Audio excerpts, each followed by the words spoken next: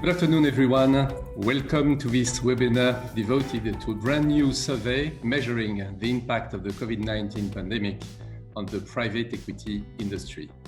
I'm Eric de Montgolfier, CEO of Invest Europe. Just a few words about Invest Europe for the audience that would not know yet what we do. Invest Europe is the largest private equity association in the world, bringing together 650 members. We welcome both GPs and LPs, one of our differentiations versus national PE associations. Our members represent the full ecosystem in Europe and include VC, growth capital and buyout GPs, LPs, and associate members, such as service providers to our industry. In order to assess the impact of the COVID-19 pandemic on our industry and portfolio companies, Invest Europe decided to sponsor a forward-looking pan-European survey capturing views and market sentiment from senior PE professionals.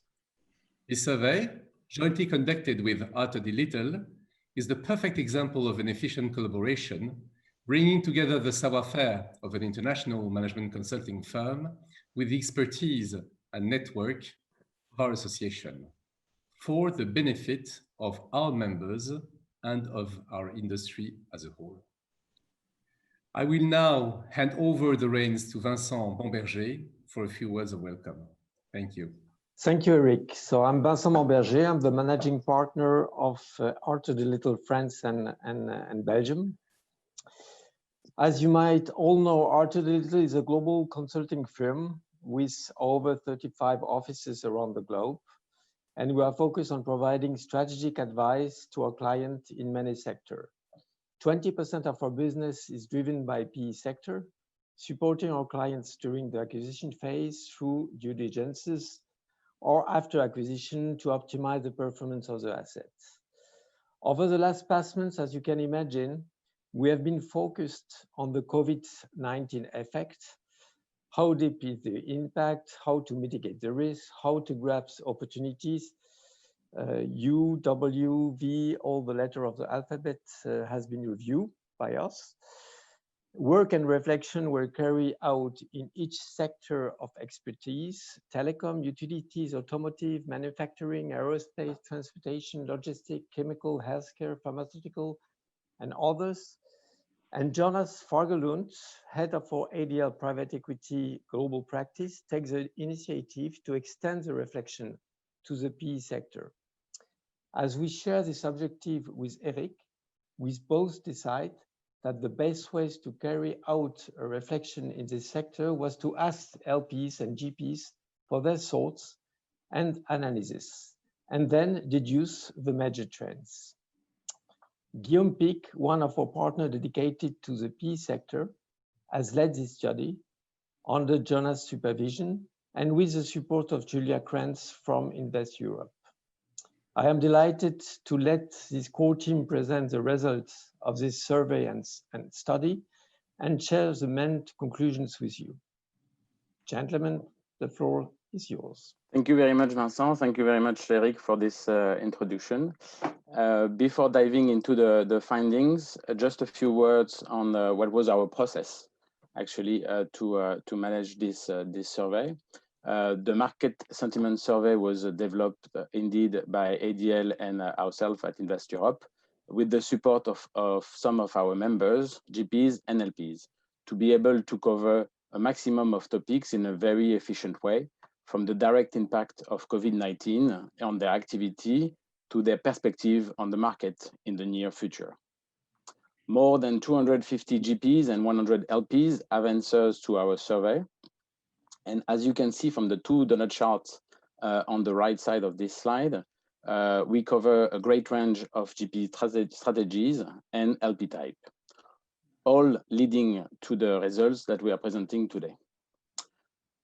Please do not hesitate to ask questions during the webinar, on the Q&A tool that you have here available. We will answer to all the questions at the end of the webinar. So first, on the activity side, as you can see on the slides that is presented to you now, we found out that the pandemic has not really disrupted the fundraising process, since that 80% of the respondents had seen their process of fundraising unchanged or marginally slow down.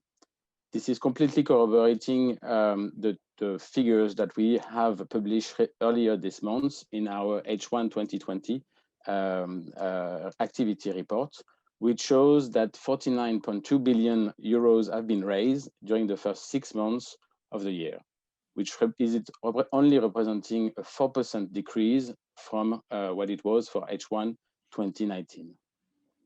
Another striking findings from this survey is that LPs and GPs are both expecting the lifetime of funds to increase because of the pandemic. That's what you can see in the charts on the right.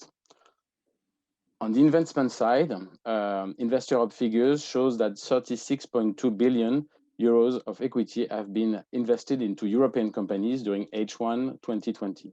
It's representing a 17% decrease compared to last year for the same period. A figure in line with the result of this survey. To give you more findings on the current perspective of GPs and LPs on the PE transaction market, I leave now the floor to Guillaume. Thank you, Julien. That's what we have done. We have raised a question related to the perspective of GPs and LPs on the evolution of the PE transaction market in the next 6 to 12 coming months. And the first outcome is we see a clear alignment in terms of perspective of both LPs and GPs. And it's confirming what Julien just mentioned about the evolution of the PE transaction market with an expectation of decrease in terms of number of transactions, while when 60% of the respondents expect the market decrease. On the valuation multiple, there is also for more half of GPs and LPs an impact on valuation multiples that are expected to be lower. And as a consequence, we can also see that the expectations in terms of return on investments are for almost 50% of the respondents negatively seen. Having said that, this perspective is something that we already see in the market, at least in terms of number of transactions, where there is clearly an impact. However, when we speak about valuation multiples, we have a different view because we do not observe any reduction in terms of valuation multiples so far. And it's not clear that it will really happen in the coming year. While we see that assets in the market are usually show the highest resilience in 2020. So this is a guess that needs to be confirmed, but it may mitigate a bit the perspective of both LPs and GPs on this specific topic. Despite this relatively pessimistic outlook, there are also good news, and part of the good news is related to the investment opportunities. And for almost 46% of GPs, they expect stronger investment opportunities coming as compared to previous year. We know that usually the crisis context is often driving new opportunities, and GPs have shown in the past their ability to seize these opportunities, and this is probably what is expressed in the graph that you can see on the left side of the page. This should be driven by corporate spin-offs. GPs expect to see higher opportunities in this field. Secondary and primary markets should also be part of these opportunities that can be seized by the PE firms. And at the opposite side of the spectrum, there is clearly less positive outlook when speaking about public to private deals or privatization, which is something that is lower see as an opportunity coming. On the divestment side, the picture is a bit tougher. More than 50% of GPs expect weaker divestment market conditions. There is a clear trend, and potentially explained by the fact that the PE firms need to better assess the impact of COVID-19 on their portfolio companies, and it may drive lower number of assets in the market.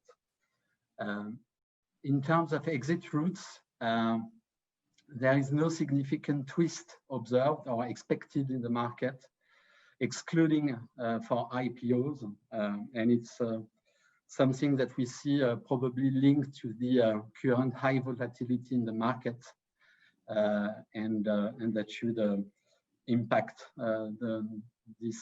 this potential exit route for assets for PEs. In terms of sector, the current context and COVID-19 crisis have clearly changed industry focus, and this is what you can see in the chart on this page. We have clear winners in terms of investment focus for GPs around biotech, medtech, and life science and healthcare, which are for more than 65% of the respondents clear investment topics that gain traction. The tech and ICT sectors are also gaining traction and should be more dynamic as compared to previous year. And again, what we currently observe in the market is quite aligned with this picture. Renewable energy is in the top 5 of the list, and is clearly a sector gaining more and more interest in terms of investments for the GPs and also the LPs. On the other side of the spectrum, tourism and leisure is clearly expected for most of 60% of respondents as driving lower interest in terms of investment, and we clearly understand the reasons why, even if the recovery of the sector can be fast when we will deal with the current situation. Automotive and real estate have also suffered from 2020, and potentially explaining the negative outlook from the GPs. More surprisingly, construction is also seen with lower interest from the GPs.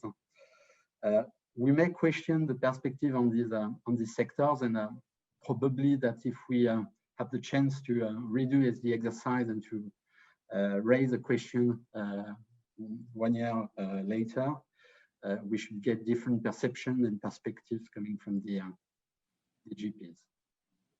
I let the floor to Jonas on the portfolio management side. Thanks, Guillaume. So let's then talk about support during COVID-19. We wanted to understand whether the private equity portfolio companies have received government and unemployment support, as well as other kind of financial support during COVID-19. So we specifically asked them to provide us with numbers about how large share of the portfolio companies did receive some kind of temporary government unemployment support, as well as government supported loans. As you can see on the left-hand side, that about 44-45% of portfolio companies received some kind of government unemployment support during COVID-19.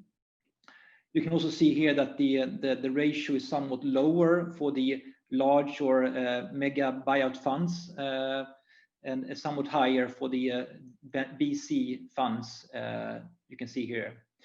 And on the same side, if you look at financial support loans from government, Likewise there, the ratio is 37%, slightly lower in terms of number of companies having received government-supported loans during COVID-19. Here, the share is much lower for the large or mega buyout funds than for VC funds and so on. Then the question, of course, becomes, is this a large or a high number, around 40%? There is no reliable data yet on how the society in general, how the general companies in society have used these kind of support. We think that this number is slightly lower than what we will see when we get real data from other companies. And we also think that this is a result of these companies being held in a private environment where you don't need to consider what will happen during the next quarter when we release results. As you can think, beyond and consider planning beyond next quarterly results. Therefore, you can have a longer time horizon. You can afford to take long-term investments that may hurt your quarterly results, but that is not that important in a private environment as it is for publicly listed companies. Right.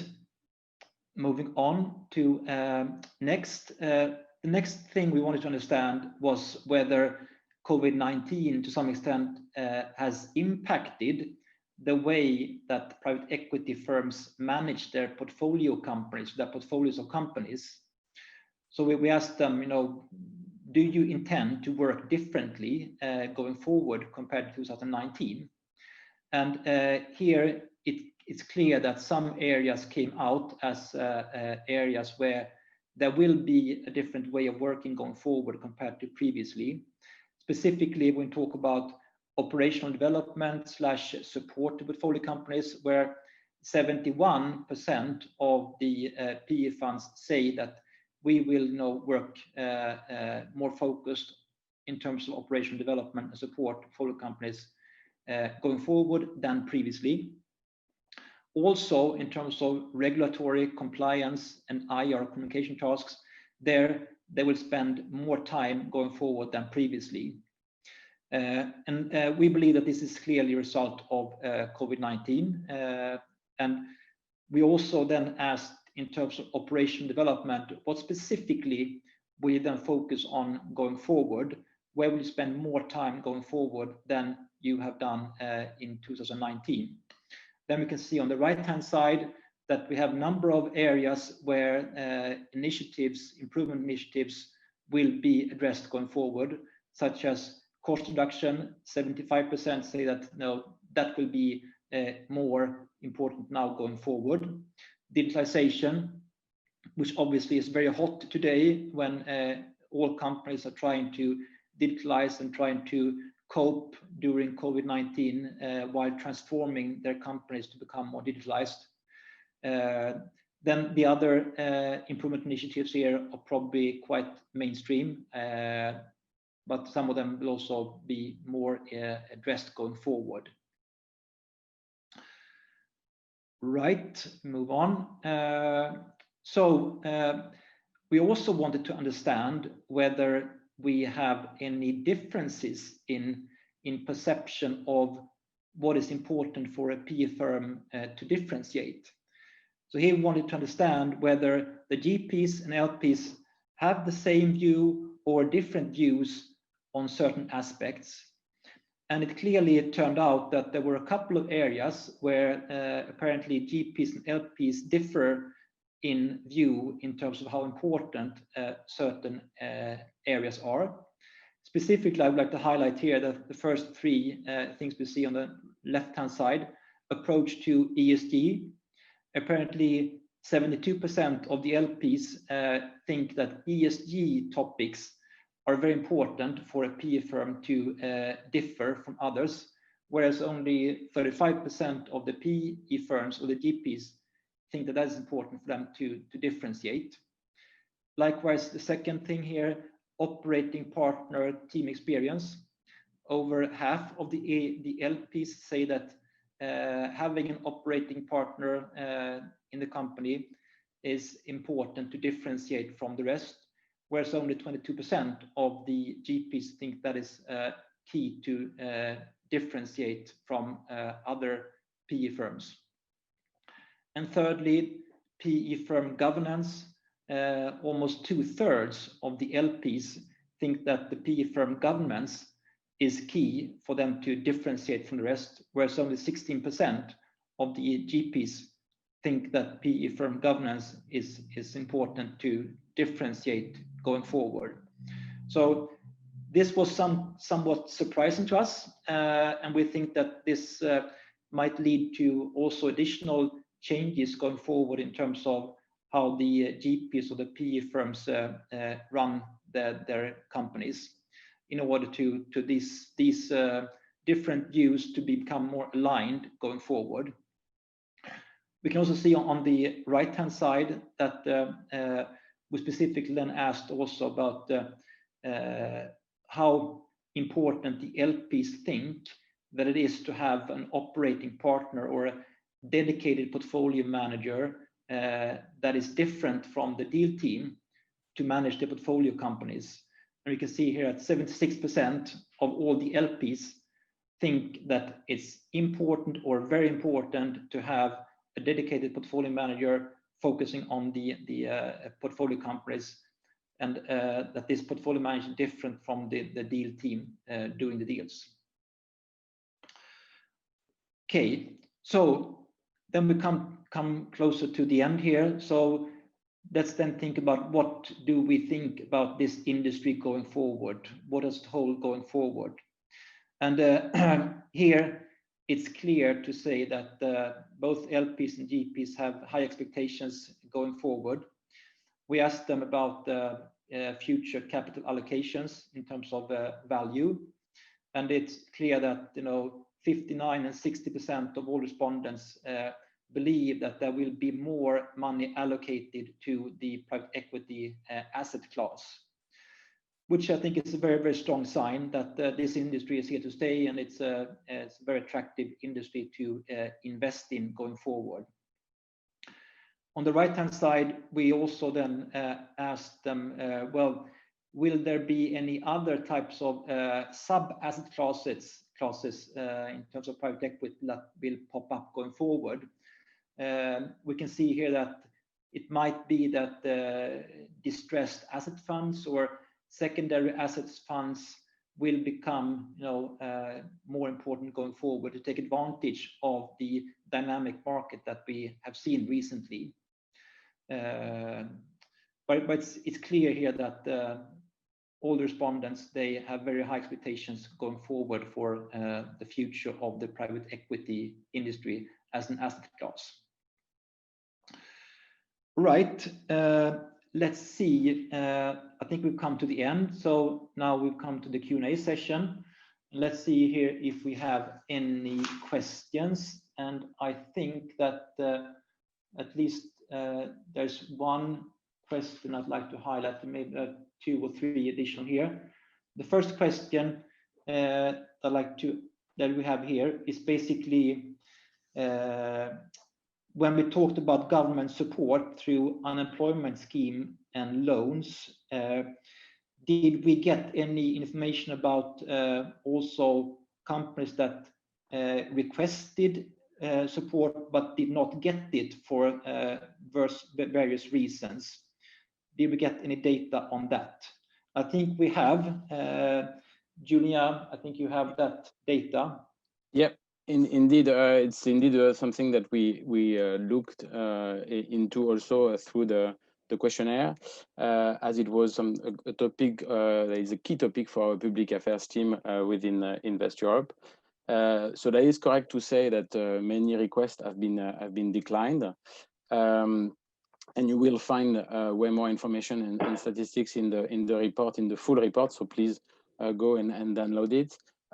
For example, that shows that a quarter of the request for VC funds have been rejected, and that for different reasons, whether they were not eligible, the company were not eligible for those help and support, government support loans, being undertaking in difficulty or not consider SME, for example. or the state aid package at just a limited size. This percentages is actually a bit lower for growth funds or for buyout funds, but again, all the information is contained in the full report that I advise everybody to download. Thank you. Another question that had come up regards the difference in view in terms of ESG and operating partner model. And the question is this because LPs prefer more governance? Well, we've also thought about that and what the reason may be. And when it comes to the ESG difference that we saw between LPs and GPs, we think that nowadays also LPs as being large investors with large money, that they also get questions in terms of what do they do going forward to do good for the society as a whole. And I think the whole debate that's going on now in the world about being good for society also influences LPs in terms of how they allocate their money. And then, of course, that will also have an impact also on GPs, of course. But it may take some more time before that really trickles through down to the GPs to a full extent. So I think there is a lag here that will change going forward. I think we also got another question about risks. What other risks exist for PE firm that needs to be monitored going forward? Well, I think that obviously the pandemic issues have popped up as a new risk that needs to be looked into. And I think that when PE firms do due diligence work going forward, they will probably look broadly into the risk situation as it has become a broadened issue as a result of COVID-19. Then specifically what type of risk, I'm not sure. I don't think I have a good answer to that, but I think that the risk issue will be more addressed going forward in upcoming due diligence work. I think that was the questions I can see here. I don't think we have any other. Shall we maybe move on to the conclusion? Guillaume, want to? Yes, thank you, Jonas. So we just to conclude this webinar session, and thanks for all the attendance, and hope it has been useful and interesting. On our side, the answers have been very interesting, and I would like to share three key outcomes that we have shared with the team. The first is related to the following point: the COVID-19 crisis and the current context, we guess, have put in evidence a certain level of resilience and efficiency of the private equity business model. We have seen a high responsiveness from GPs to bring support to their portfolio companies, and also the support from the LPs. And we see that it has allowed the industry to show a relative resistance in the value created altogether. So it's a first positive outcome. The second outcome is we see also the current context accelerating probably the rationalization and professionalization of the industry. There are clear adjustments in terms of investment strategies and focus on industry sectors that we can observe. We see higher attention paid to the financial and operational support, as it has been shown in the survey, and we think it's a sustainable trend. We also seen the acceleration of let's say new strategic priorities for the portfolio companies supported by the GPs, with the acceleration of the digitalization topic, and potentially higher importance paid to the organic growth and obviously cost efficiency. So this is the second main outcome, and last but not least, but we also see this current context reinforcing the relationships between LPs and GPs, and almost let's say most of the perspectives and views both on the industry and the level of confidence that they have between them were were quite aligned, even if Jonas mentioned some mismatches related to ESG topic or governance. Overall, there is a clear alignment, and we see a close relationship between LPs and GPs, and potentially and probably reinforced by the current context. And I would say that it is confirmed by the fact that when we raise the question to LPs, it still remains the most attractive asset class for them. And so we see there, even if we are still in an uncertain market, we see positive fundamentals for the industry as a whole. I would like to thank all of you, and to also thank my colleagues for the efforts we made on this. And Julien, maybe if you want to tell a word about the different reports and support that we make available.